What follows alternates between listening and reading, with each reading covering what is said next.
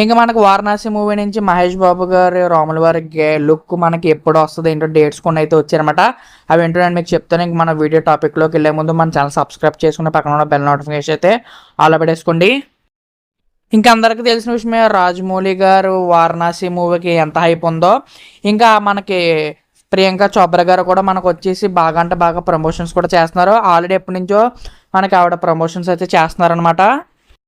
అసలు మనకి వారణాసి మూవీ మీద బాగా హైప్ ఎప్పుడు పెరిగిందంటే మనకి గ్లోబ్ ట్రాటల్ ఈవెంట్లో మనకి రాజమౌళి గారు వచ్చేసి మహేష్ బాబు గారు ఇందులో మనకి రాముల వారి గెటప్లో ఫస్ట్ తీసుకొచ్చినప్పుడు ఆ లుక్స్ మామూలుగా లేవు అని ఆయన చెప్పడంతో ఇంకో గూస్ బంప్స్ మామూలుగా లేవు.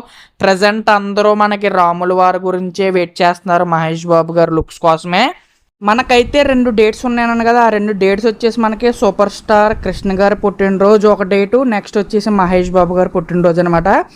ఈ 2 డేట్స్లో మనకి మహేష్ బాబు గారు పుట్టినరోజున మనకి ఆ ఫస్ట్ లుక్ వచ్చే ఛాన్సెస్ అయితే చాలా ఎక్కువ ఉన్నాయి అనుకుంటున్నాను.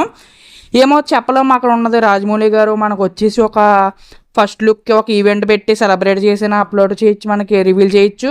లేదంటే మనకి సైలెంట్గా పెట్టేసి ఏ అప్డేట్ లేకుండా సోషల్ మీడియా తగలబడేలా కూడా చేయొచ్చు. మరి ఏమీ చేయలేము మనం. సో మనకు ఆ లుక్స్ వచ్చేంతవరకు వెయిట్ చేయడమే. మరి ఏ లుక్స్ ఎలా ఉన్నాయంటే ఒరిజినల్ లుక్స్ అయితే మామూలుగా ఉండవు. April 7th 2027 మామూలుగా ఉండదు అనమాట బాక్స్ ఆఫీస్ అయితే.